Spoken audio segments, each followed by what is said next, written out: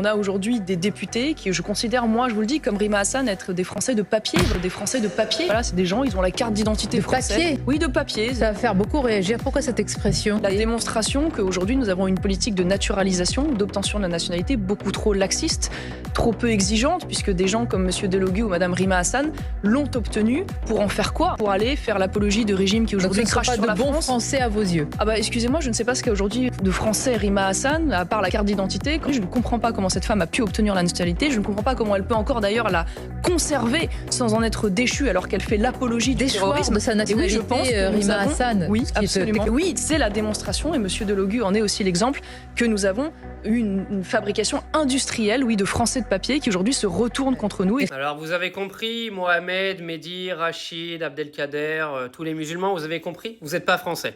D'accord?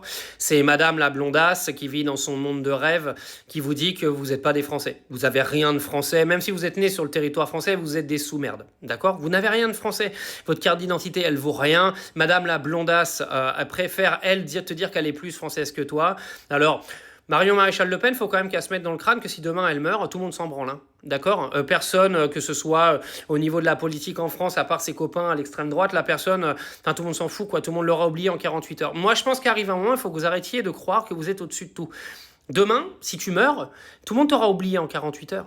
Il faut vraiment que vous soyez conscient de ça. Les mecs qui se croient patriotes, qui pensent qu'ils sont plus français que les autres, demain, si tu crèves, Macron, il en a rien à foutre. Les politiques, ils en ont rien à foutre.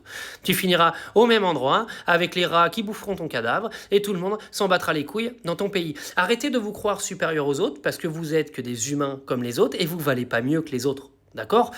Je sais pas c'est quoi cette manière qu'ont les humains aujourd'hui de se croire plus légitimes d'une nationalité que d'autres. Déjà, je sais même pas comment tu fais pour croire qu'un pays ou des gens qui dirigent un pays en ont quelque chose à foutre de toi. D'accord? C'est une dinguerie de penser comme ça, non? Vous trouvez pas? Alors, deuxièmement, je vais aussi le dire, les choses sont plutôt simples. Aujourd'hui, la France, elle est multiculturelle. Aïe, aïe, aïe, aïe, aïe, les frissons que je vois venir. Et c'est comme ça. Tu vis dans un monde fictif, tu vis dans un monde virtuel si tu crois que ça va changer. Ça changera pas. Tu ne redeviendras pas un pays comme qui sera gouverné par des Marion ou qui sera habité que par des Benjamin, des Théo, des Maxime. C'est fini ça. Je ne sais pas comment tu fais pour te lever tous les matins avec ta haine que tu as à l'intérieur de toi et te dire que demain tu vas te réveiller qu'avec des blancs et des gens qui s'appellent Théo, Benjamin et Maxime autour de toi. Tu rêves. Tu es dans un déni.